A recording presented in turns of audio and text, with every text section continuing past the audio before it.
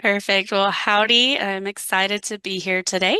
As he said, my name's Amanda Brindley, and I work over in International Student and Scholar Services within the Department of Global Engagement.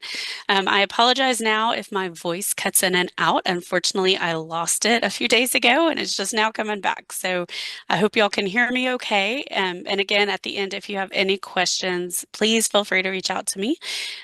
So we're going to focus on what is the J1 Exchange Program and what that means for Texas A&M University. So a few things we'll talk about again is what is the J1 Exchange Program, what J1 categories we're eligible to bring individuals here to the university in, what are the requirements for the hosting department, and then requirements and expectations for our office, what types of cultural programming that our office does, and then our general information. So if you ever have questions or exchange visitors have questions, how they can reach out to our office.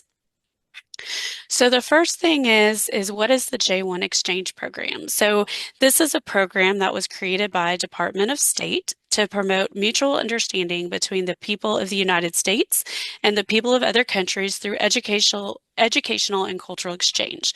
So again, it's not employment, even though employment can be part of it. However, the focus though is having that exchange of whether it be research, culture, education, where they come and learn something about our culture, we learn about their culture, and then at the end of the program, they are returning home. So they're coming for a period of time and then returning back home to their home country.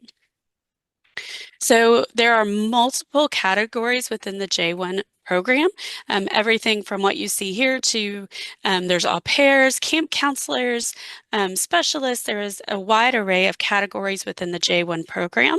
However, for the university, these are the categories that our office is eligible to process immigration paperwork for.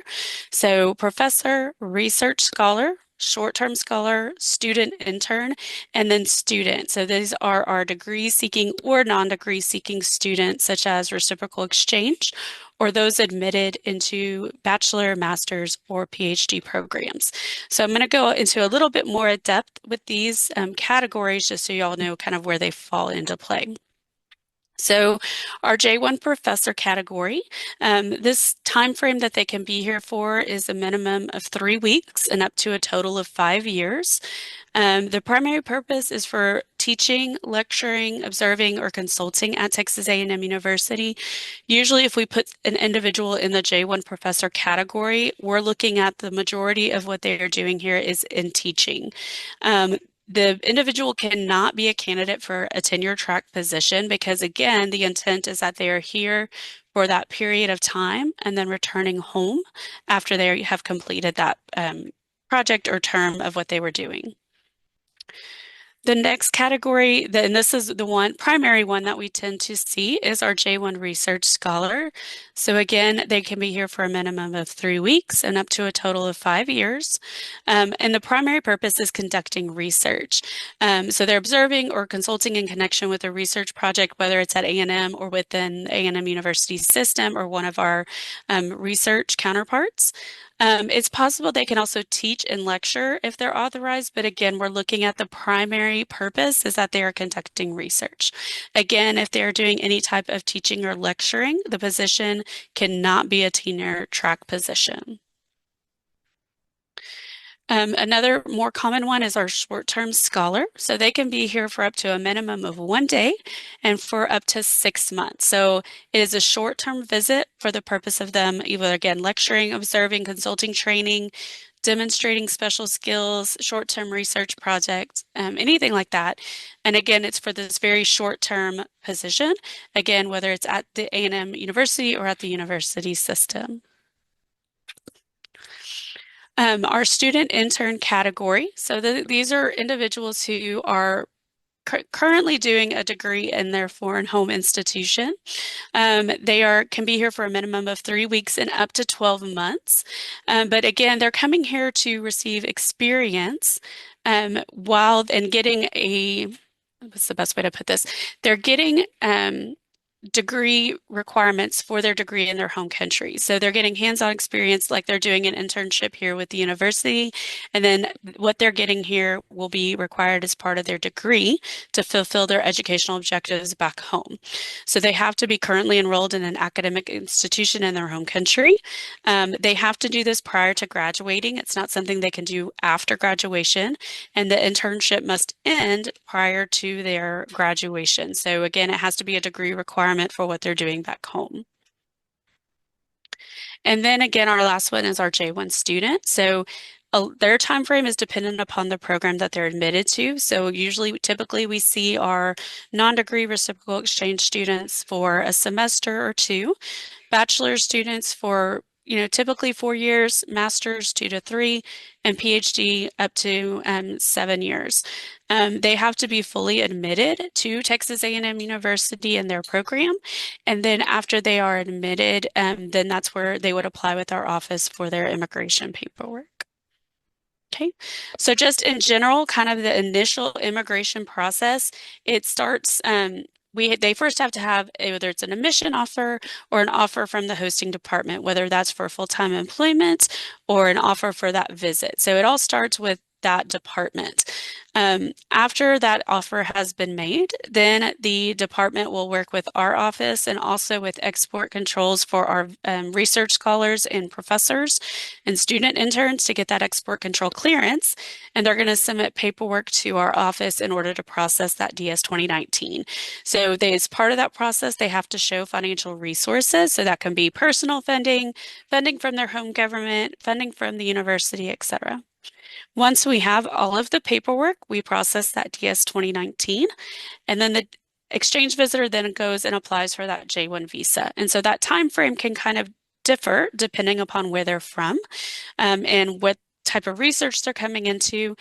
So usually we recommend looking at what are the visa appointment times because that can vary dependent upon the season and also where they're coming from. And then also sometimes individuals have to go through what's called administrative processing, which is extra background checks before they are approved for that visa.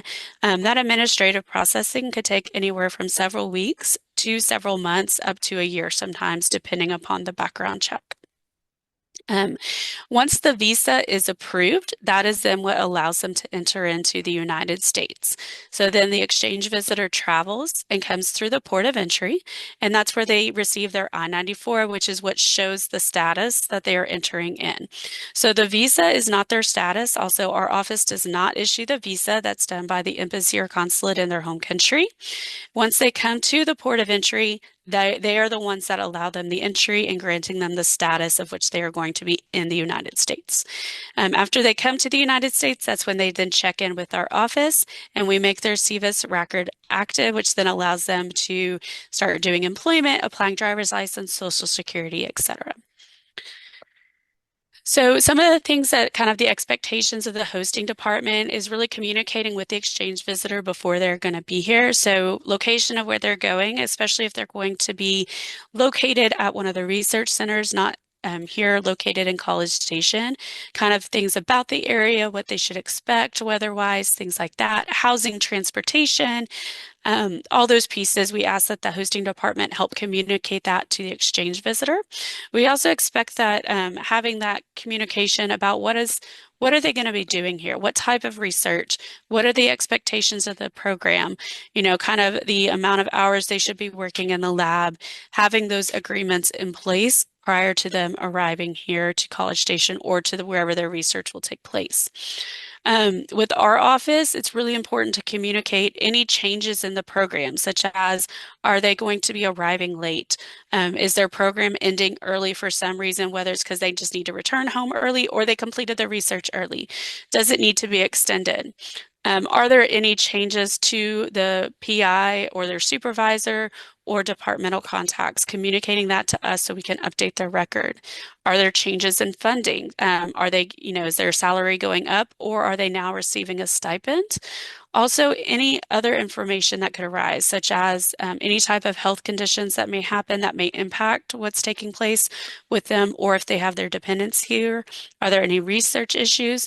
Are they having a great milestone that took place? Was there an awesome event that took place? Because these are things we want to be aware of and also reporting. With our office, we are there to assist with anything related to immigration. That's our role. That's why we're here. So if you ever have any types of questions regarding immigration, what they can or cannot do, how it may impact their status, please reach out to us. That's why our office is here. We are obligated as well as individuals within the J program to report things to Department of State, and we'll talk about that in a little bit.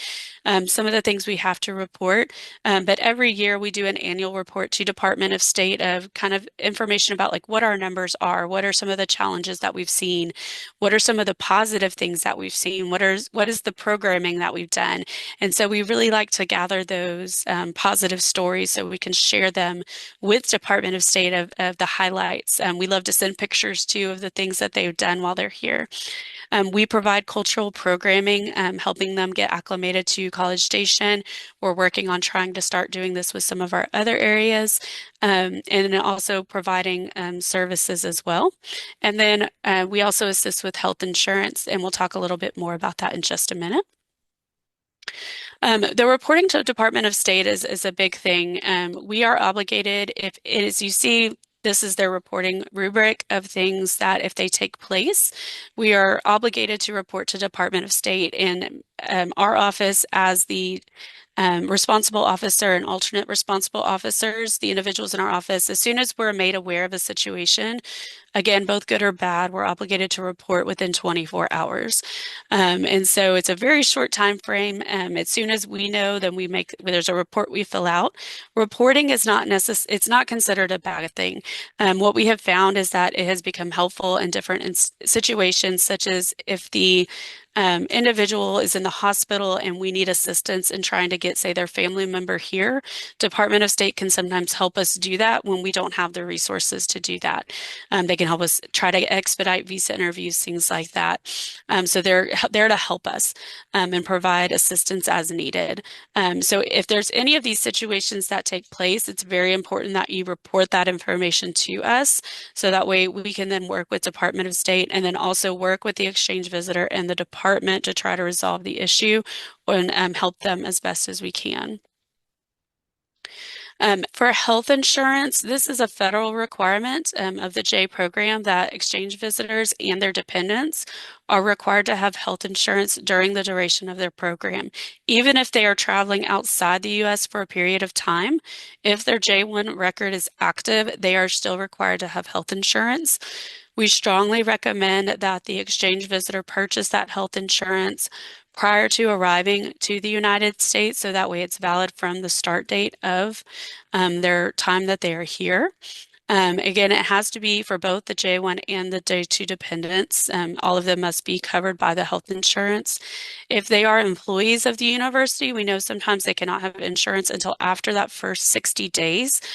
So we have information on our website of how they can purchase a temporary plan until that 60-day coverage is over, and then they're enrolled in the A&M insurance plan. And then we will update their information after that. So we do provide reminders to our exchange visitors and to the hosting departments if their insurance is expiring, if we don't have something up to date.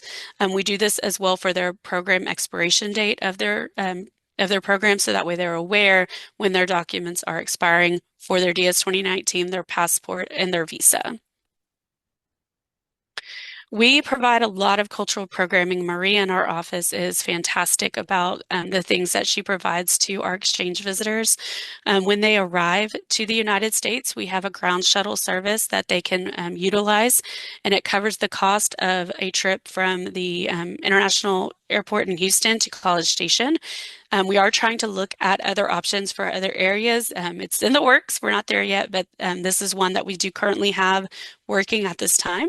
Once they check in with our office, they can pick up a welcome bag, which has goodies, Texas goodies. So Tabasco sauce, taco seasoning. We do a pecan pie. We kind of rotate between the seasons of what's in there, but it's a fun little welcome to Texas. If they're not currently in Texas and say they're at one of the research centers, we can mail that back to them. We work at getting tickets for on-campus events such as a Messy Opus for them.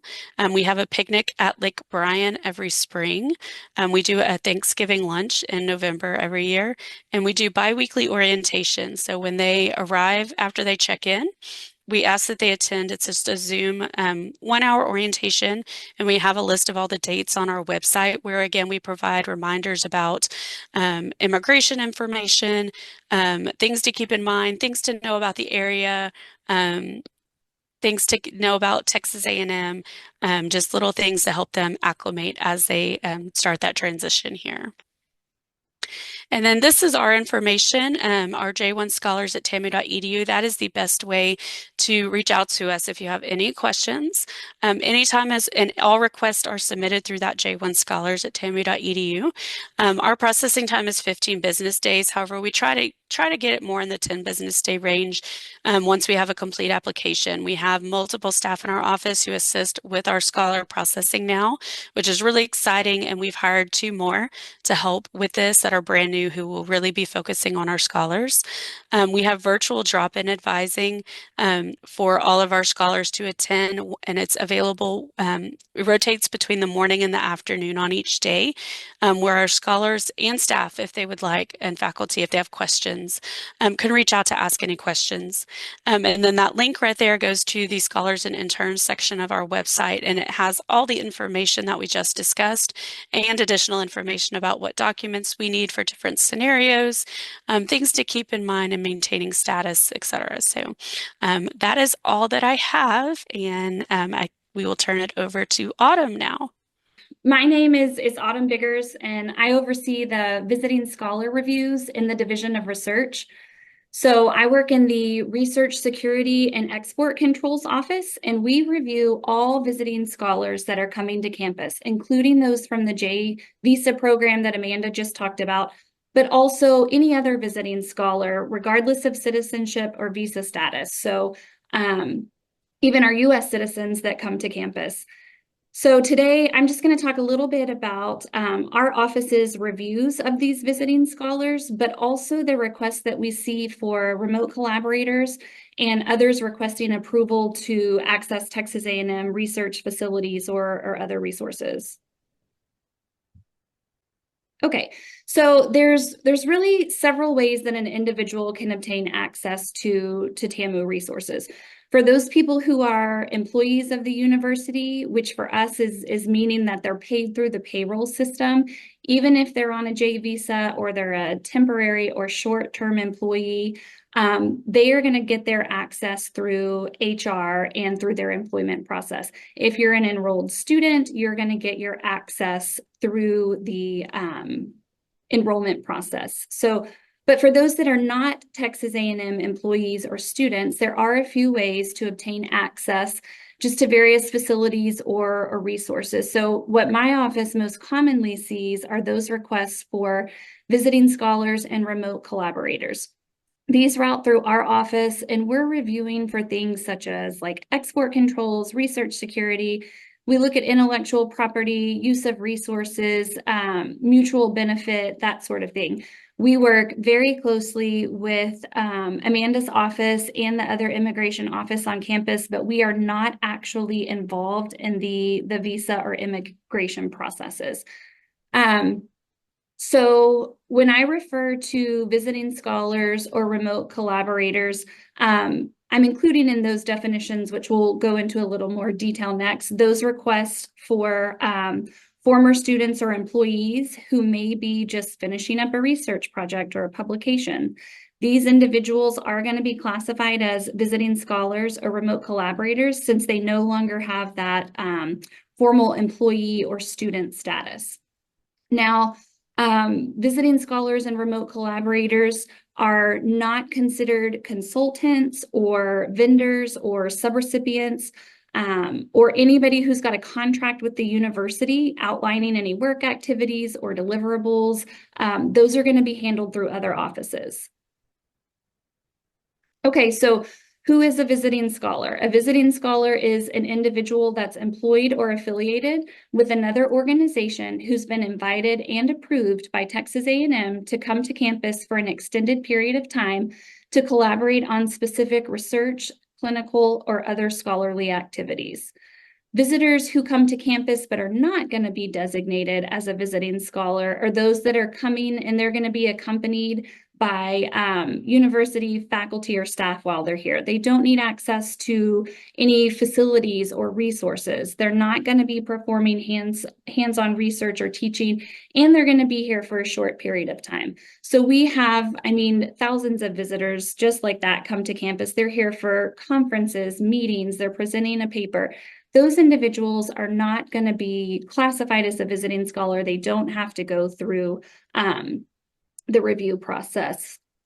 So there's really so many different ways that people come to be visiting scholars here at Texas A&M. We actually see a lot of former students or employees who want to come back to campus for a period of time to collaborate on research.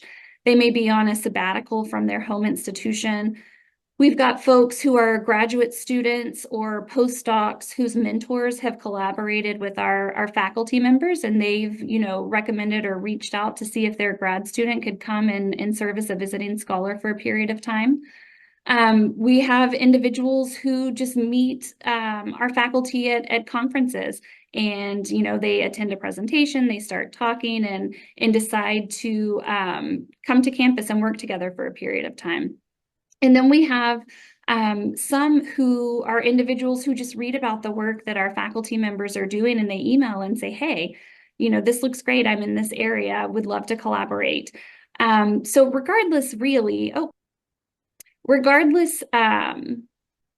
of how somebody comes to be a visiting scholar at TAMU, one thing we really want to ensure is that there's a mutual benefit of hosting the visitors. So both the host should be receiving some type of benefit from the arrangement as well as the visitors. So sometimes for our hosts, this is going to look like a potential future publication, or it could lead to a future research collaboration or funding.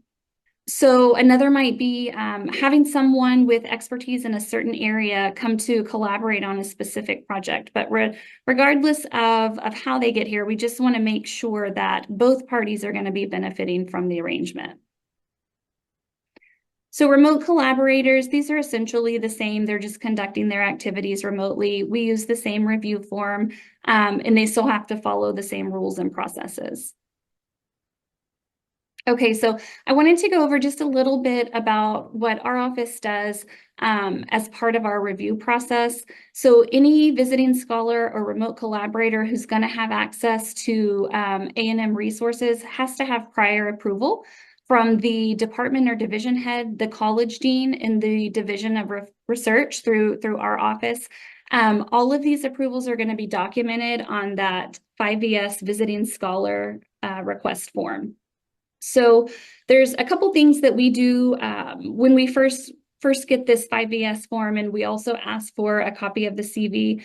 We're going to start looking at the visitors' research activities, their expertise, their alignment with our host faculty members' expertise. We're going to look at the host faculty members' research awards. We are going to perform some restricted party screenings. In that restricted party screening, that's going to be performed on the name of the visiting scholar along with their affiliated institution, and then the company or organization that's going to be providing financial support for that visit. We're also now screening any affiliations going back 5 years. And really, the screening process is used to confirm if the visitor or their sponsor or their home institution is on one of the government's lists that would prohibit us from doing business with them, or that might just require a license before doing business with them. We're also going to look to see, do we need to put an NDA or an IP agreement in place? If so, we're going to get you in touch with the right office to get that stuff taken care of before the visitor arrives. We're also going to look to see if your visitor is going to be conducting any activities that's on one of the university compliance protocols. We're going to notify that compliance committee just in case, they need to be added or looped in. We're also going to notify SRS if the activities that are going to be conducted are going to be on a sponsored research award. And this is done up front just to ensure that by the time your visitor gets here, any approvals or modifications or notifications are already taken care of before your visitor gets here. So once they get here, they can really start working right away. We're also going to confirm that the host has completed that basic export control training in SSO if their visiting scholar is not a US person. Okay, so these are really just a couple things to think about if you're considering hosting a visiting scholar or a remote collaborator. Some of these are included as part of the questions that are on the form. So the first one is, are they coming in? Are they going to work on a project that has any type of restrictions? Or is the project they're coming to work on, are you just going to be conducting fundamental research? And fundamental research is really just meaning that the results can be published openly and broadly without restriction. Sometimes research that's got publication or other restrictions, that can be an indicator that that research is going to be subject to export controls. And depending on the situation, additional approvals may be needed.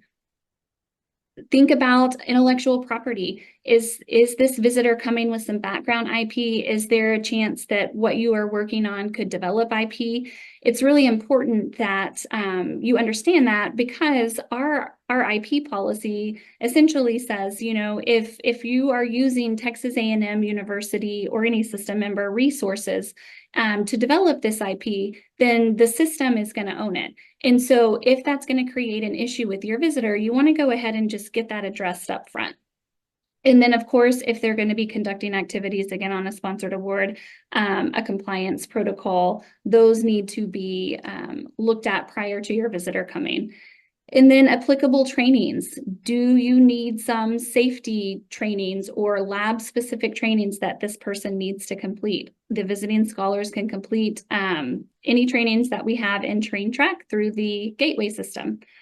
Shared lab space. Is there anybody you need to notify or work with to let them know that there's going to be an extra person in your lab? If you are going to be on extended leave for holidays or sabbatical, you want to make sure that you have got a backup or an alternate supervisor in place that's familiar with your research and the visitor's research that can step in while you're away. And then if there are any items that are going to be leaving the US once your visitor leaves, whether they are hand carrying them on the plane with them or you are shipping it to them, that's going to require an additional export control review. So that's something that you want to think about and reach out to our office if that comes up. And then any future collaborations, what are you going to do with this person in the future? So just a couple things to think about if you're considering hosting it from an export control standpoint. A few things that might be, a potential trigger for red flags or concerns is if they're going to come and that project has controlled unclassified information, if the research is intended for military purposes, does the host, do you have a security clearance? Those are just some things to think about that may require some additional export control review. Doesn't mean that just because, maybe you have a few of these red flags, it doesn't mean that it's a problem. Doesn't mean that somebody can't come. It just typically means that we're going to need a little more information. Okay, and lastly, I just wanted to provide a couple updates on certain visiting scholar requests. So with the implementation of System Regulation 150504, any visiting scholar requests for visitors who are coming from a country of concern, which are currently China, including Hong Kong and Macau, Russia, Iran, and North Korea. If they are coming from those countries and they're going to be conducting activities on a federally sponsored research award, those requests are subject to this policy, which means that after they leave our office, they have to go through the Systems Research Security Office, then OGC, and then the Chief Research Officer is going to give the final approval. So these requests typically take a little longer due to the additional approvals. So if you know that you've got somebody coming from one of those countries and they're going to be conducting activities on one of your federally sponsored research awards, go ahead and start that paperwork early. And another thing is that business with. The list is mostly companies, universities, organizations located in those countries of concerns, but I think there's actually one or two that are actually located in India as well. So if you were thinking about having someone from one of those countries come to visit, then you may want to check that list first to make sure that they are not affiliated with an organization that is on that list. And they update that list. It's posted on our website. The system updates it quarterly. So another thing that there's so many different disclosures and approvals as it relates to international collaborations and visitors. And so I want to clarify that for the visiting scholar approval, approval is only for the time and activities outlined on that 5ES visiting scholar request form. Once that visit is over, any future collaborations with this visitor who's now, back in their home country or anywhere really is going to require separate approval, prior approval, if they are going to be in a country of concern. So say you've got your visitor, your collaborator. So currently, A&M is not approving remote collaborator requests for individuals located in a country of concern. They can be a citizen of that country, just not physically located there. And then for Russia, the chancellor's guidance still stands for Russia. We're not accepting visiting scholars with active Russian affiliations.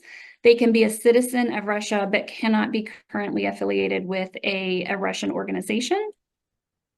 For the China Scholarship Council, we have seen a really significant decline in the number of Chinese visitors coming with funding from the China Scholarship Council. We are still seeing some, though. The China Scholarship Council is the China Ministry of Education's organization that provides support for international academic exchange. We now know there were and are certain scholarships that support the Chinese Communist Party. The China Scholarship Council has been known to exploit the open and transparent nature of the global research enterprise to bolster its own military and economic capabilities, and it requires their recipients to report on their overseas research, but also any valuable information. The government, really closely scrutinizes these visa requests for individuals coming with that funding, and many times they're denied, especially if it falls within science, engineering, or mathematics, or if they're in any type of fields with emerging technologies, military crossover. But what we're being told is that it's really anything that could provide China with an economic advantage will likely be denied if they're coming to do research in that area. So then on foreign influence, I really just want to touch real quickly on foreign influence, but only as it relates to visiting scholars. So foreign influence refers to the actions carried out by a foreign entity against the U.S., by which the foreign party positions itself to obtain a benefit not intended for it, potentially by illegal means. The FBI has identified visiting scholars as an area of potential risk for national security concerns, such as economic espionage and IP theft. This is in part because many of these visitors are experts in their fields and they're given, in some cases, the same access to resources and facilities as our faculty and students. And because of the open and collaborative environment of the university, there's, definitely some opportunities for some bad actors to take advantage of this type of environment. So that's really why you're going to see offices like mine scrutinize these visiting scholar requests, and why there is concern by federal agencies about certain visitors working on their sponsored research awards. So what we're being told is that the countries with the most open federal investigations related to these types of concerns are China, Russia, Iran, and North Korea, although I have never seen a request for a visitor from North Korea. And really, like a couple years ago, NIH was kind of the main federal sponsoring agency with guidance that could affect those faculty with visitors working on their awards, paid or unpaid. They were saying, oh, notify us or request approval. This is in-kind support. But now those have really evolved, and all federal agencies are requiring, it seems like, some type of notification requirement of visiting scholars conducting activities on their award due to these foreign influence concerns. And this is really in part because of, some of the things that the FBI has found in their investigations and these federal agencies. And they are seeing things like, visitors come and they're under orders to study the exact layout of a lab and then go home and replicate it in their home country. They have cases where visitors have stolen software code that's been developed at universities.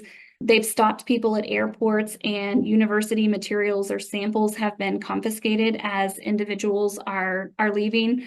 So that is why there is a lot of scrutiny. And one of the things that the FBI has said specifically as it related to China is that these visiting scholars or researchers that are coming, they're all vulnerable to exploitation by their home government, whether they're affiliated with the military or not, whether they're coming here intending to, spy or steal or whatever.